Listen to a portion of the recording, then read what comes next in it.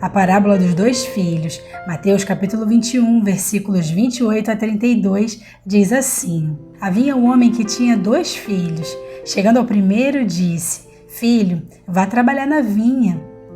Não quero, respondeu o filho. Mas depois pensou, se arrependeu e foi.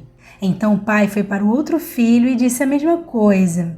E ele respondeu: Sim, pai, mas este não foi. Qual dos 2 fez a vontade do pai? O primeiro, responderam a Jesus. Jesus lhes disse: Digo a verdade, os publicanos e as prostitutas estão entrando antes de vocês no reino de Deus. Pois João veio a vocês mostrar o caminho da justiça, e vocês não creram nele. Mas os publicanos e as prostitutas creram. E mesmo depois de verem tudo isso, vocês não se arrependeram e nem creram nele. Nesta parábola, Jesus utiliza a história de 2 filhos para ensinar sobre a importância de obedecer a Deus. Esse pai representa o próprio Deus e esses 2 filhos representam 2 atitudes diferentes em relação à vontade de Deus. O primeiro filho, inicialmente, recusa a ordem do pai, mas se arrepende e obedece. E isso pode representar aquelas pessoas que tiveram um passado de desobediência a Deus, mas que agora confrontados com a verdade e com a convicção, essas pessoas se arrependem e elas acabam aceitando ali a ordem divina. Já o segundo filho concorda e obedece ao pai, mas não cumpre a sua palavra.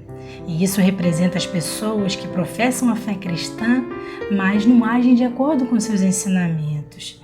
Essas pessoas, elas são hipócritas, que dizem uma coisa e fazem outra. E a lição central desta parábola é que a verdadeira obediência a Deus não está apenas em palavras, mas em ações. É melhor ser como o primeiro filho, mesmo que inicialmente tenha resistido, obedeceu à vontade do Pai. Então, Jesus usa essa parábola para mostrar que até mesmo aqueles considerados pecadores, como as meretrizes e os publicanos, estes que eram considerados traidores do povo por trabalharem para o Império Romano e colocarem juros altos aos seus próprios irmãos, esses podem encontrar perdão e também podem entrar no reino de Deus, se eles se arrependerem e obedecerem à vontade divina sinceramente.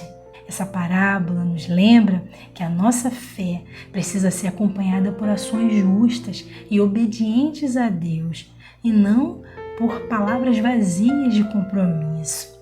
E é uma chamada à sinceridade de coração, pois isso demonstra que verdadeiramente o nosso coração foi transformado pelo Evangelho e estamos dispostos a fazer a vontade de Deus, custe o que custar.